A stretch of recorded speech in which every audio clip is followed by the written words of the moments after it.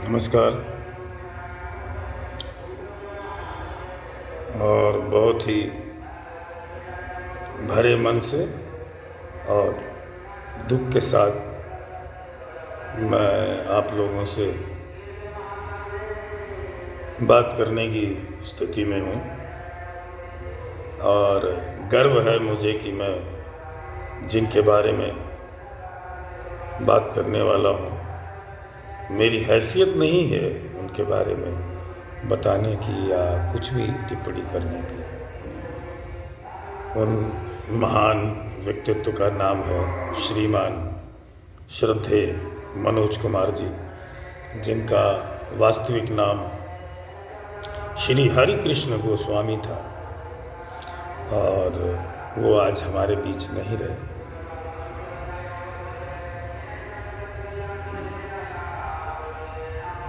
पिछले 30-32 सालों से शायद वो फिल्मों से दूर थे और एक अभिनेता और प्रोड्यूसर डायरेक्टर के रूप में उनकी एक अपनी अलग पहचान है।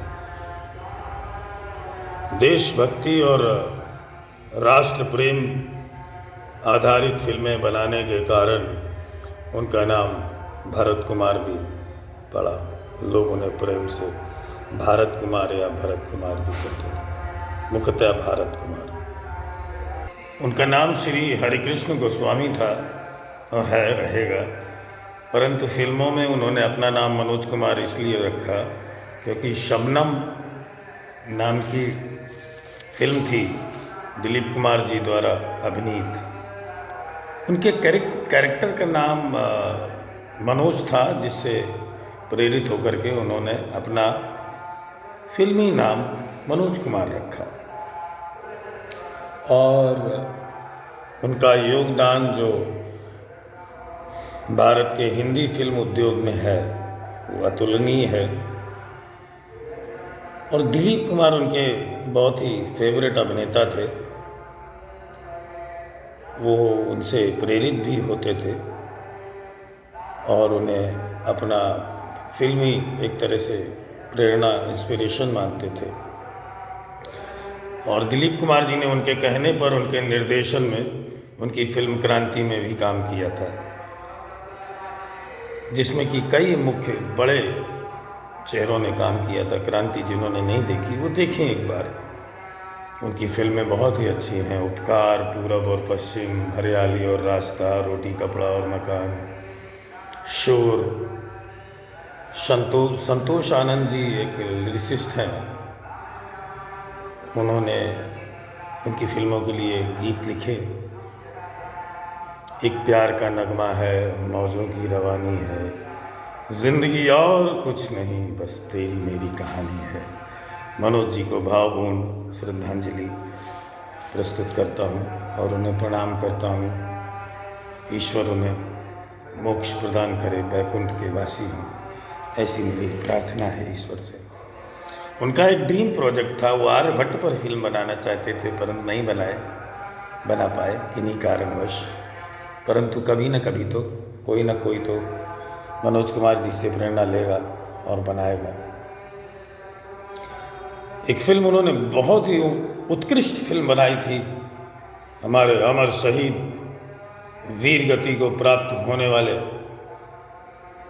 श्रद्धेय भगत सिंह जी के ऊपर। उस फिल्म का नाम शहीद रखा था और उसके शायद प्रीमियर पे लाल बहादुर शास्त्री जी को, श्रीमान लाल बहादुर शास्त्री जी प्रधानमंत्री थे तब, तो उनको इनवाइट किया था दिल्ली में।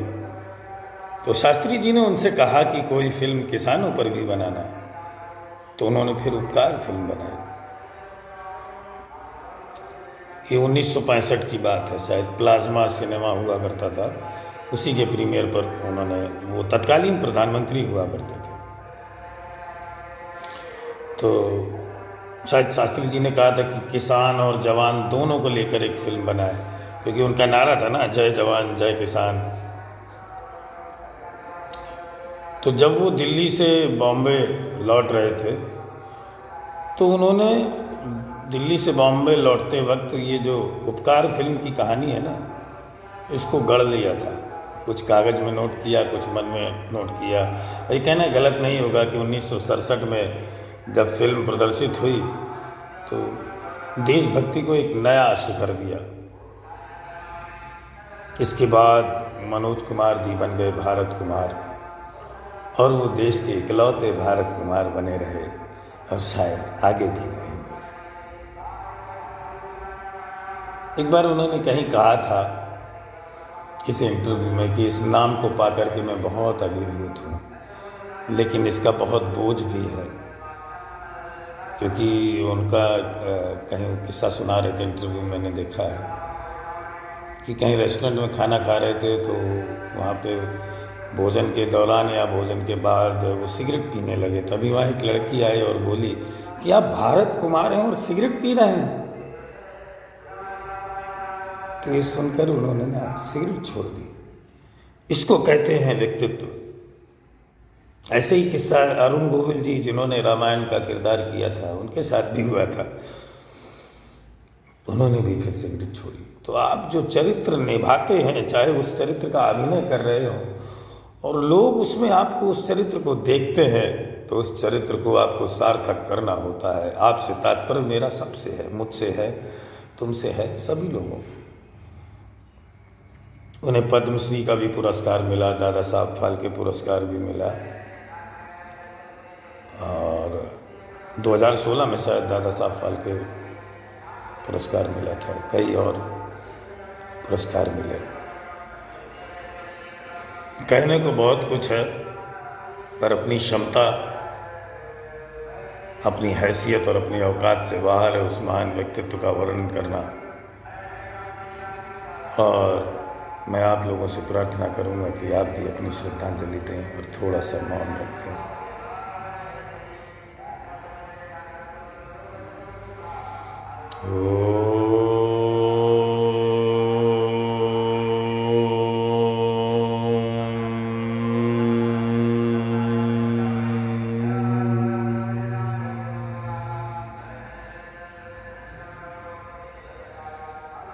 जय हिंद, जय भारत, वंदे मातरम। मनोज कुमार जी, भारत कुमार जी अमर रहे।